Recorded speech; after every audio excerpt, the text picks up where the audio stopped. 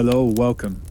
In this story, you will hear about a captain and his crew who, while searching for gold, question who they truly are, confront an ancient power in a lost city in the desert that bends even time itself, and choose to shoulder the weight of justice rather than chests filled with gold. This is the tale of how a treasure hunt transforms into a legend. Don't forget to like the video and subscribe to the channel. If you're ready, let's begin. The biting cold of the glacier fangs was far behind them now. After weeks at sea, the Wanderer Star and Kalen's ship, the winter sun, left the deep blue ocean behind and reached a vast continent where rivers spilled into the sea and the land itself burned with shades of red. When they docked at Scorpion's Fork, the last port town along the riverbanks, Captain Silas looked over his crew, clad in their new, powerful gear. Jack, strengthened by the touch of the sun crystal, hurled the ship's massive anchor with one hand, while Alistair, his mind brimming with ancient knowledge, studied the grains of sand carried on the desert wind. "This is where the water ends," Silas said as he stepped onto the pier. "From here on, neither rivers nor sails will help us. Lieutenant Miller, ready your men. We'll leave the sailors stride behind and learn to ride like cavalry." In the port's dusty marketplace, Silas and Kalen chose the hardiest mounts. For Silas, a jet-black, noble horse. For Jack, enormous, powerful steeds capable of carrying his massive frame. And for Miller's soldiers, agile and swift mounts. But the true burden-bearers were the camels, the undisputed masters of the sand. Barnaby grumbled as he tried to climb onto one of them. "Captain, these beasts don't have anything resembling a helm. And they smell terrible." Alistair smiled. "You'd better get used to that smell, Barnaby. The endless burning sands lie ahead. And according to the map, the lost city appears only at the hottest heart of these deserts, during that brief moment when the sandstorms fall silent." Leaving their ships in the care of a few trusted harbor guards, and some of Kalen's men, the crew set out on land. This legendary caravan, made up of dozens of riders and pack camels, left the river's cool breeze behind and moved toward the orange dunes on the horizon. Captain Silas turned his horse toward the desert. "The Wanderer Star brought us this far," he said, looking at Miller. "Now we'll follow the stars not in the sky, but in the reflections of the sand. Are you ready?" Miller tightened his grip on his sword hilt. "My men and I survived the ice, Captain. These sands will only make us sweat." It had been 5 full days since the caravan plunged into the depths of the endless burning sands. By day, they battled the searing heat. By night, a bone-aching cold. Empowered by the sun crystal, the crew pushed forward at a pace that would have broken ordinary men long ago. On the afternoon of the 5th day, a strange, rhythmic hum rose from beyond the dunes on the horizon. Alistair reined in his horse and pressed his hand to the sand. "The vibrations are strong," he said uneasily. "This isn't a storm. These are riders." Before he could finish his sentence, hundreds of dark shapes appeared along the crests of the massive dunes surrounding them. They were the sand jackals, the most feared tribe of the desert. Riding camels fitted with light wooden platforms and strange sled-like rigs that let them glide across the sand, they descended the dunes at terrifying speed, as if surfing an ocean wave. There were no fewer than 300 of them. Silas's force numbered barely 50. "Form a circle!" Captain Silas roared, rearing his black horse. "Camels in the center! Miller, take aim with your men! Jack, hold the flank!" The raiders surged forward, spinning their curved blades overhead and screaming blood-chilling war cries. The first wave slammed into a wall of disciplined gunfire from Miller's soldiers. But the sand jackals were so numerous that, during the rifle's reload, they broke through the line and spilled into the formation. Jack charged with a thunderous roar, the crystal's power coursing through him. When he swung his massive axe, 3 raiders fell with their camels, crashing into the sand. "Come on! Send more!" he shouted. Each glittering arc of his axe sent ripples of fear through the enemy ranks, yet their sheer numbers drove them onward. The clash raged on for hours. The sand was no longer orange, but stained crimson with blood. Captain Kalen and the former ice soldiers repelled every assault with millennia-old discipline, their swords weaving a deadly dance. Silas rode relentlessly across the battlefield, hunting down raider leaders one by one as they tried to break the encirclement. At one point, when a young soldier named Pips was trapped between two raiders, Silas drove his horse straight between them and cut them down with a single brutal stroke. "Don't kneel, boy," Silas shouted, drenched in sweat. "We survived the ice. We won't burn in the sand." As the sun dipped toward the horizon, the raiders still refused to break. With the crystal sharpening his mind to razor clarity, Alistair spotted the enemy's command point. Atop a dune sat their leader beneath a gold-embroidered canopy, directing the battle with the beat of a drum. "Miller! Jack! We have to silence that drum!" Alistair yelled. "Once their leader falls, the pack will scatter." They were in the bloodiest hours of the fight. As Captain Silas fought off the desert raiders closing in around him, he caught Alistair's eye, then Miller's, then Jack's. They were all thinking the same thing. If this cycle wasn't broken, the enemy's numbers would grind them down. "No other choice," Silas bellowed. "Gather the best men! Straight for that dune, straight for the drummer. We break through." Miller's 5 most loyal soldiers, Jack and Kalen, formed a steel spear around Silas. They spurred their mounts and surged forward with a thunderous roar. But the Sand Jackal's leader had anticipated the move. With a single gesture, hundreds of raiders collapsed the ring and surged ahead, forming a living wall of flesh and bone in the path of the charge. "They've blocked the way," Miller shouted, smashing a raider down with the butt of his rifle. "There's no way through." The raiders cut the breakthrough team off from the main force and closed in around them. Silas and his men were now trapped in the heart of the desert, hemmed into a tight pocket as sword blows rained in from every side. Jack swung his axe like a madman, and Miller's soldiers fought back to back, but the wall of raiders seemed impossible to break. Then, suddenly, the air crackled with a strange static charge. Within seconds, the sky shifted from blazing orange to a deep, blood-red black. On the horizon, a colossal wall of sand began to rise, merging earth and sky into one. What started as a faint whistling wind swelled in moments into a deafening roar. Grains of sand forced their way through gaps in armor, scouring flesh like sandpaper. "A storm is coming!" Alistair shouted. "This isn't a normal storm." The Sand Jackal's leader froze at the sight of that monstrous wall. The triumph on his face dissolved into pure terror. The drumbeat cut off abruptly. In an instant, the raiders abandoned the barricade they had fought so desperately to hold and wheeled their camels away, fleeing in the opposite direction. "They're running," Jack said in disbelief, watching the raiders vanish into the rolling clouds of dust. "They're leaving us behind." The raiders knew the desert well, and they knew exactly how lethal the storm would be. Within minutes, visibility dropped to barely 3 feet. Silas leapt from his horse and shouted, "Everyone down! Tie the camels together! Get your shields over your heads! Don't let go of each other!" The crew of the Wanderer Star had escaped the raiders' blades, but now they faced the desert itself, a massive sandstorm intent on burying them alive. The storm raged for hours. Sky and earth blended into one as sand wormed its way through even the thickest armor, tearing at skin.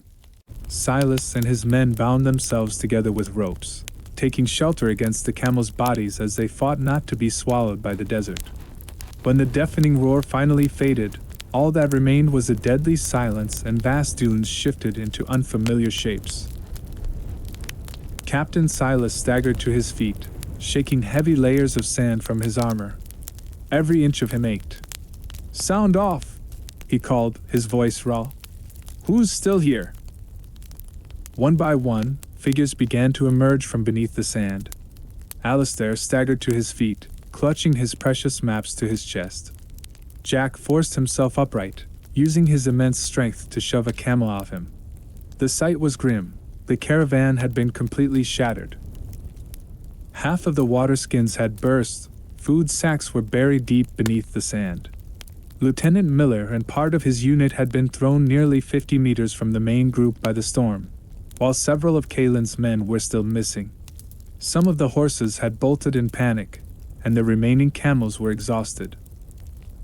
"Pull yourselves together," Silas ordered as he moved to Miller's side. "We don't have time.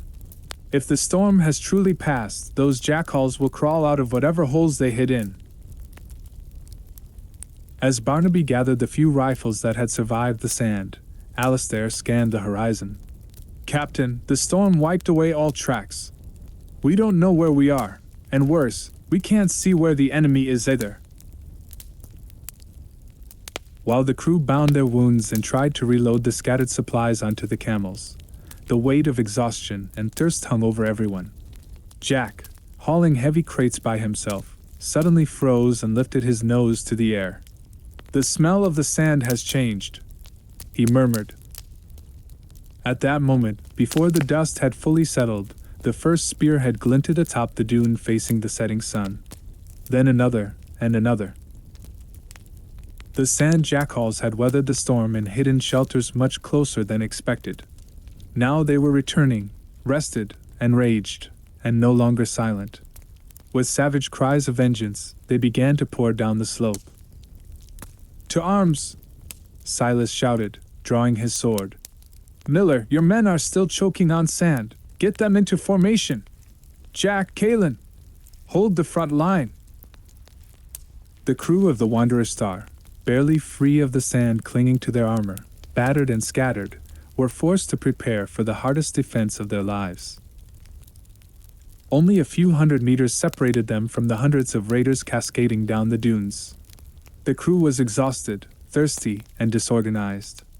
Captain Kalen tightened his grip on his ancient ice blade and stepped forward, placing himself in front of Silas. "Silas," Kalen said, his voice echoing through the storm's dying breath. "Take your men and leave now. Have Alistair follow the map. The lost city is close. I can feel it." Silas frowned and lowered his sword. "What are you talking about, Kalen? I'm not leaving you here among those jackals. We're a team." Jack slammed his axe into the sand and roared. "We're not running from anyone. Let them come. I'll bury every last one of them in the deep sand." Kalen grabbed Silas by the shoulders and locked eyes with him. "Listen to me, Captain. For 1,000 years we were dead in the ice. You gave us back our lives, our honor, and the sun itself. If we all die here now, then that crystal and that sacrifice will mean nothing. My men do not tire. They were forged in the cruelty of the ice. We will hold this pack back, but you must go. This is the debt of honor we owe you." Alistair stared at the approaching cloud of dust on the horizon and murmured in pain. "Silas, he's right. If we stay, we'll be surrounded, and none of us will survive. Only Kalen and his men can buy us the time we need." Lieutenant Miller swallowed hard as he looked at his soldiers. "Captain, most of my men are wounded. If we stay here, it'll be a slaughter." Silas's chest tightened. He looked at Kalen. There was no fear in the ancient captain's eyes, only a calm, unshakable resolve. "I'll come back for you, Kalen," Silas said through clenched teeth. "Don't you forget that." Kalen gave a faint smile. "We'll meet again in the lost city, Captain. Now, go." Silas, Miller, and Jack quickly gathered the scattered crew and the remaining camels and drove them in the opposite direction, deeper into the desert. When they looked back, the last sight they saw was one worthy of legend. Kalen and his dozens of ice-hearted warriors stood like a living wall against hundreds of raiders. In the first clash, blue light erupted from Kalen's blade, crashing against the orange of the sand. This small band of heroes hurled themselves into a vortex of death to stop an army.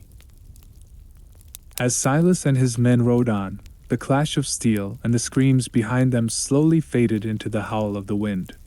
No one spoke. Jack's face was dark, Miller kept his head bowed, and Silas gripped the reins so tightly that his knuckles turned white. Hours later, as the sun began to set, Alistair halted and raised the map into the air. "This is it," he whispered. "The storm swept the sands away. Look!" Before them rose a colossal gate of pure gold and quartz, emerging from between towering dunes. The lost sand city stood revealed, but the price of entry had been the lives of Kalen and his men. The massive golden gates of the lost city creaked open for the first time in 1,000 years. Inside, unlike the raging desert beyond, all was silent, cool, and steeped in an eerie grandeur. Buildings carved from pure quartz shimmered with a blue glow under the moonlight. Captain Silas, Alistair, Jack, and Miller pressed on to the heart of the city, reaching the base of a colossal pyramid. The streets were completely empty, yet everything was immaculate, as if the inhabitants had stepped away only moments ago and might return at any second. At the pyramid's center stood a massive machine, concentric golden rings rotating around a core sphere, ancient symbols glowing across its surface. Alistair stepped closer, transfixed. This is the sphere of eternal wisdom. If the knowledge I drew from the crystal is correct, this mechanism is bound to the memory of the universe itself. Every question asked of it has only one true answer. The sphere at the center pulsed softly. Silas moved before the machine. There was so much he could have asked. The full power of the sun crystal, where the empire lay in wait, the true treasure of the lost city. But Silas did not hesitate for even a heartbeat. He fixed his gaze on the sphere, and his voice echoed through the chamber. "Kalen! Captain Kalen and his men, where are they? Are they alive?" The rings suddenly spun wildly. A vast projection spilled across the chamber's ceiling. At first the image was blurred, then it sharpened. The crew watched in breathless silence. The vision revealed the dunes still smoking from a brutal battle.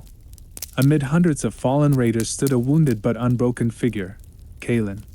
Beside him were roughly 20 men, hardened by the cruelty of the ice and proven strong enough to survive this deadly trial.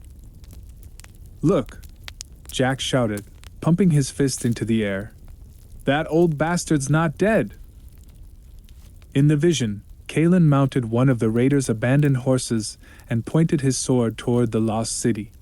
With his 20 soldiers at his side, he charged forward at full gallop, cutting through the sand toward Silas and his companions. His face bore that same unshakable look of loyalty. Captain Silas drew a deep breath. It felt as though the crushing weight on his shoulders had suddenly lifted. He turned to Alistair and Miller, pride burning in his eyes. "See?" Silas said. "I knew he wouldn't die before settling his debt. Kalen and the survivors are coming to us. Now prepare yourselves, my friends. We'll defend this city and greet our true allies at its gates. The treasures can wait. Today, our real victory is knowing our brothers still live." As the lights of the mechanism began to fade, Alistair suddenly froze. His mind flared with ancient knowledge drawn from the crystal, like a bolt of lightning.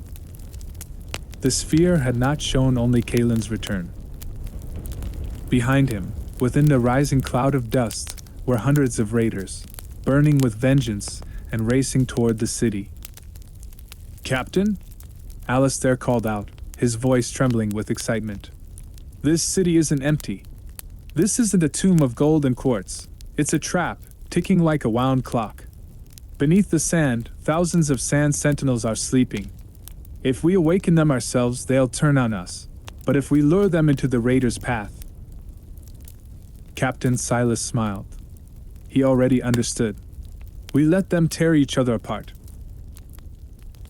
Alistair moved to the control levers beside the mechanism, studying the city's defensive layout. "Here's the plan. When Kalen and his men reach the city, we don't seal the gates. We do the opposite. We invite the raiders in. Once they reach the entry corridor, I'll reverse the mechanism. The Guardians awaken based on surface vibrations. We'll retreat to the upper balconies and stay silent. The raiders, on the other hand, will drop straight into the arms of the giants below. Minutes later, the thunder of hooves echoed at the city gates.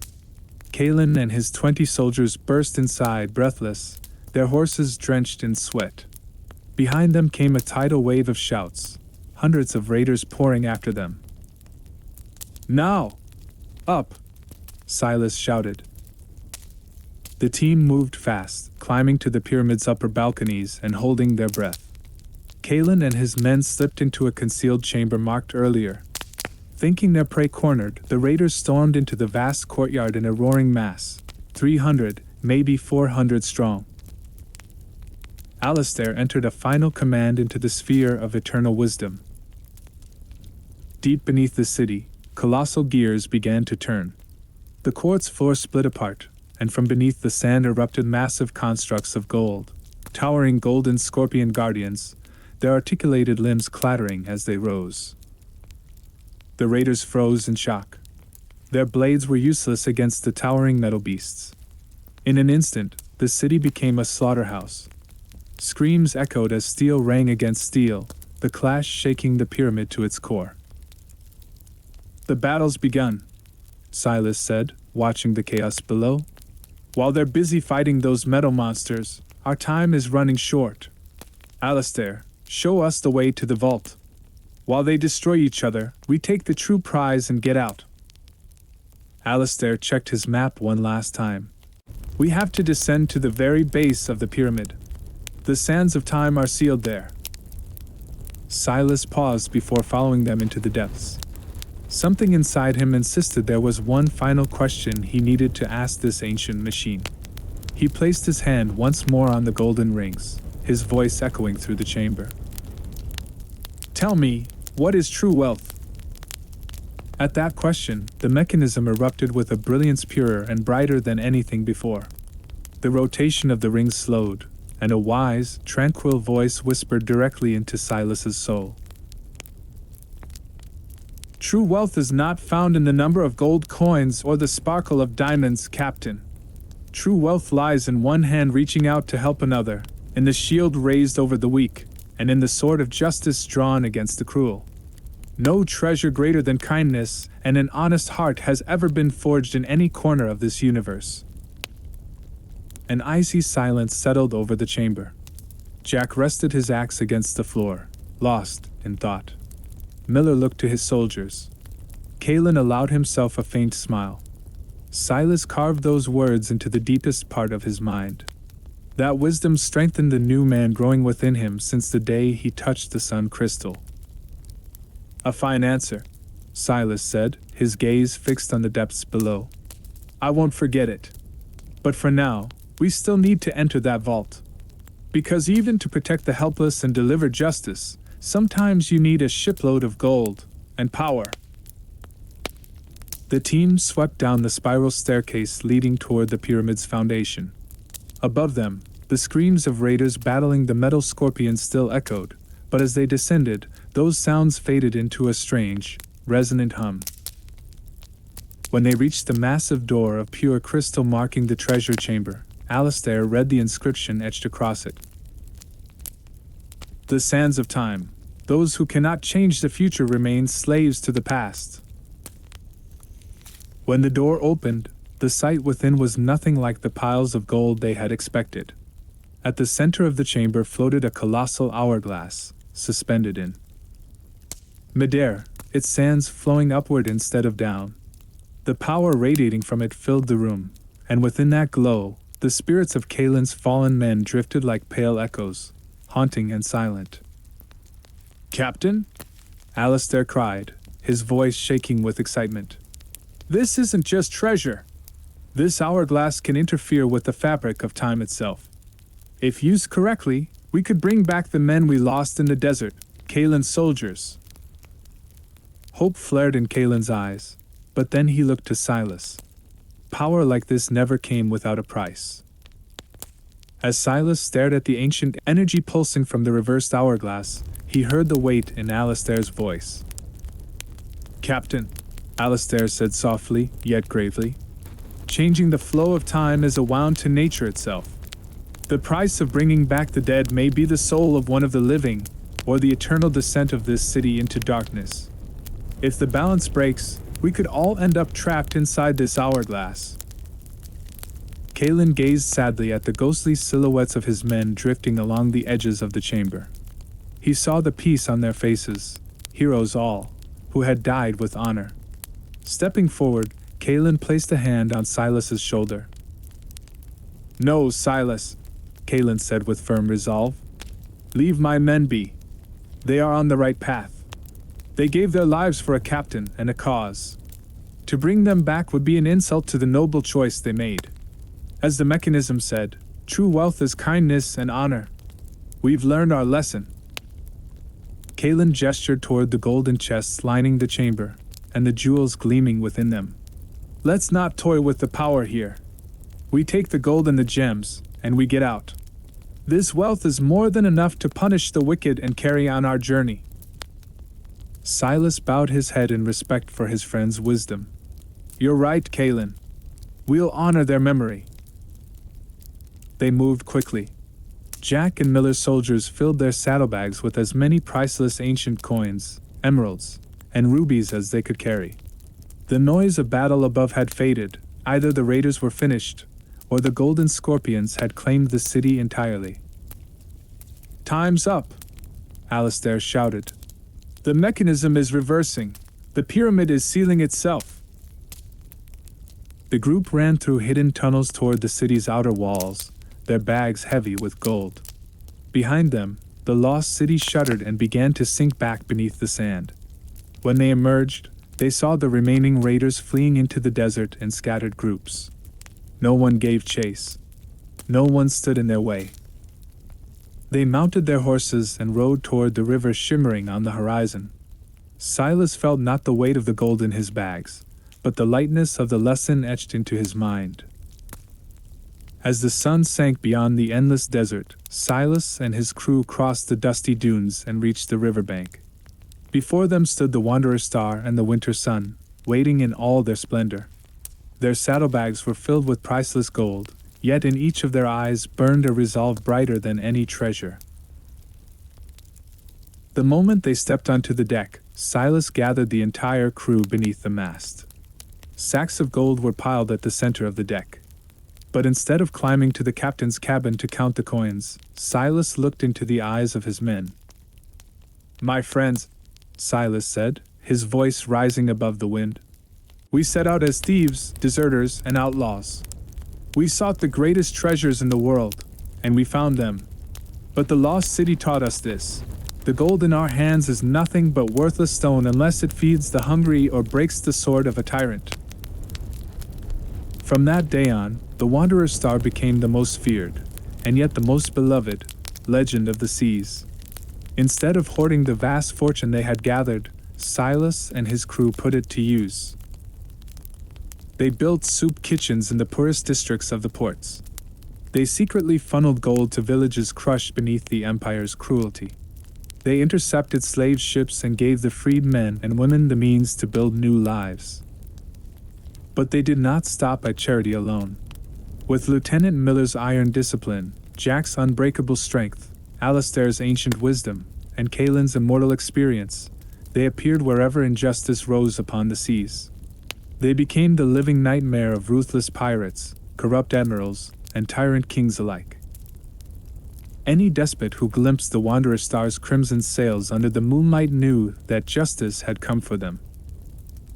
At the journey's end, Silas took the helm and gazed toward the horizon. Behind him stood not merely a crew, but a family. In one voice, they swore an oath. "As long as we draw breath, we will be the light against the darkness, the shield against oppression. The Wanderer Star will not fade until justice shines." As their ships sailed toward the endless horizon, their names passed into legend, and their stories were woven into the songs of every sailor who longed for freedom. They were no longer just treasure hunters. They had become the eternal guardians of the seas.